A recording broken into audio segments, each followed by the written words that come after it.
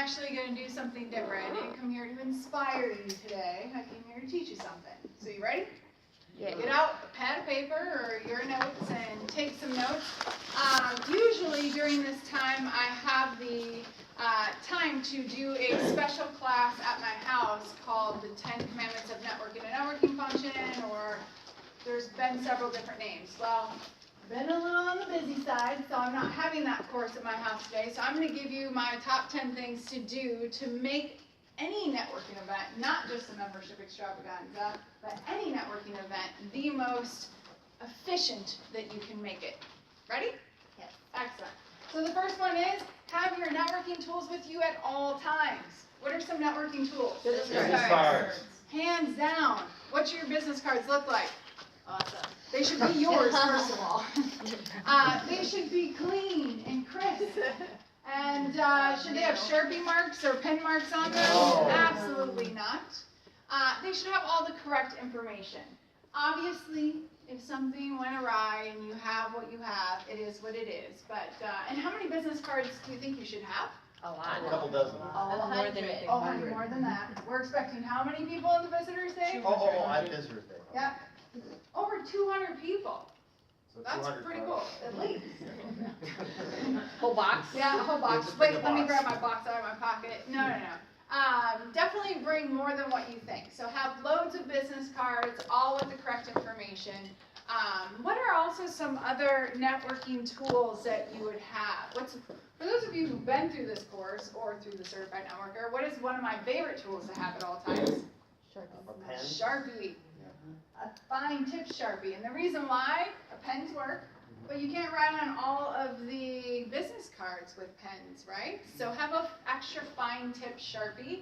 Probably black would be your best bet because some are very colorful business cards. And some take advantage of their real estate on their business cards and have printed on both sides instead of a white back. Okay. So the next thing is set a goal. There's going to be over 200 people in the room. So shout out some number. How many people do you actually want to connect with? Make that number. Write it down right now. D, how many people do you actually want to be connected with on the day of Visitors Day? 8. Excellent. Stephanie? 25. 25 connected Yeah, with. I want to like connect with 25 people. That's my Okay. goal. I had 22 cards last night that I had lunch with afterwards, so I've Sweet. raised my goal. Excellent. Krista? 15. Excellent. That yours make me look bad. No, everybody has their own. That's good. Whatever your comfort level is, that's who you should be wanting to meet. And I believe, actually, if you can be even more intentional and know the 3 that you want to meet and tell everybody who they are, you're going to be more efficient with your time. So whatever your number is, have intention behind it, but set that number and don't leave, don't sit down, right? It's networking, not net sitting, not net eating. Don't sit down until you have that number. Act like a host, not a guest.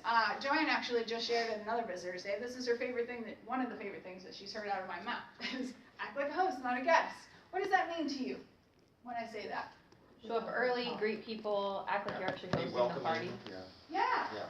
Well, obviously we'll know where the bathrooms are and all of that other stuff, where the coffee and tea, make sure everybody has their name tags, make sure nobody's standing alone, right, or sitting alone. Go over and talk with them. Bring somebody else along with you and introduce them. But it's really, really important, if you don't remember anything else from today, at your next networking function, act like a host, not a guest, because it is super important. What it does for them is when they see you acting like a host, you seem to be somebody of importance or in alignment with the organization that is putting it on. So if they have a question, who are they coming to? You. Exactly. Really, really important. Listen for the 5 W's. Who, what, when, why, where. What I'm going to tell you is use your 2 ears and 1 mouth proportionately. Listen. People give us the opportunity every single day in our body language and in the words that we use to be able to figure out, are they the right client for me? Do I want to be in touch with them? Do I want to move forward with them? And on the flip side, They give you the verbiage on how to speak to them. And that's a whole other topic for those of you who have not been through my behavioral staff class. But we give each other all the information that we need in order to get to the next level. Or, like Alex said, saw right through that guy to be able to see right through that person. But you have to be open and listening for that. So, listen for the 5 W's. Be able to describe your product or service so well that it creates intrigue or dialogue. Now, we do have an advantage here in B&I that, hello, we have our 30-second commercials. What I would challenge you to do, and those of you who've been through either my ECC workshop or my Certified Networker, let's see if you can come from a different place versus, I'm a coach. Well, what else could we say? Stephanie, I know you have some good ones. What do you usually say when you're introducing yourself when somebody says, what do you mean? Well, I basically think of that question as who am I serving, and so I answer it like that. So what I do is I say it like, have you ever met a woman who has a business, has a vision, but doesn't know how to make money from it? Well, what I do is I'm really good at helping them find revenue, doing what they love. Sweet. Right? Open-ended. I want to say, hey, I knew you could perform on the spot. But you know what she did, instead of saying, I'm a business coach, I'm a business strategist, which is the go-to, what she did is she opened it up. She created some intrigue and some dialogue. Oh, really? Tell me more. I would really like to see where that goes.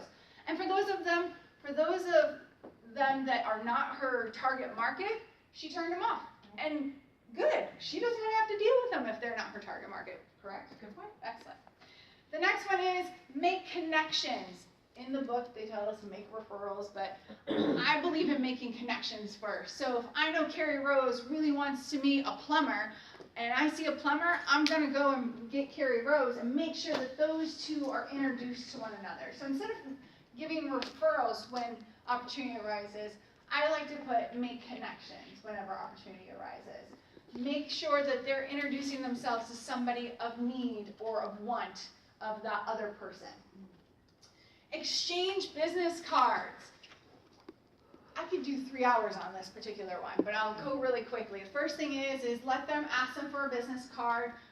We do live in a highly Japanese population, obviously, and so the proper way to give a business card is to face and use 2 fingers. If somebody gives you their business card like this, accept it like this. However they give it to you, accept it the same way or better is what I would say, and we'll leave it at that. The next thing is, when you get the business card, do not shove it in your pocket. Look at it and make a comment. I don't care if it's about their logo, about, oh, what's the best way to get a hold of you? Oh, you're in a.k.a. Whatever it is, make a comment on the card. And I will tell you, put it in a different pocket than where your business cards are put in, okay? So, or wherever. Can I add something on top of that? Yeah. So I also know with Japanese culture, you don't write on the back of their card. Yeah. That's my next step. I'm Thank sorry. you. Yep. So the next thing is you ask permission to write on the card, but yes, for Japanese culture, you do not, it's just customary not to even ask. Don't write on their card. Wait until after they turn, I'm just kidding. Take your phone. But ask to write on their card and save notes, put on there, follow up, send an article, just moved from Cali, wants an introduction to a real estate agent. Whatever it is, any information, but ask permission to write on the card. Next thing is spend 10 minutes or less with each individual. You don't want to spend the whole hour with somebody. Again, this is not just for membership extravaganza, this is for also other events, but you want to hit that number, right? And if you're spending the whole 2 hours with one person, Stephanie can't meet with 25 people. So she has to be like Energizer Bunny and meeting 10 minutes, or spending 10 minutes.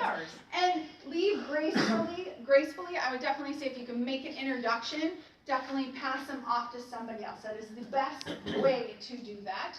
And then the last thing I'll leave you with, because my time's up, again, this is a 3-hour workshop, is follow up. I know you hear Stephanie and Krista and Alex and everybody talking about following up, but I cannot tell you how important it is. And do not spam. As a BNI member, do not spam. Do not spam, do not spam. You follow up with, especially the ones you have connections with, and just tell them, even the personal notes that you made, maybe mention, oh, I saw an article on golf and you were talking about how much you love golf or about the chocolate festival. Let me send you that information that you requested. but make sure that you follow up. So I wish you all the best of luck today. Really quick question on the follow-up. You said no spam. I just want to clarify that also means not taking cards and putting them on people's newsletters. So Yeah.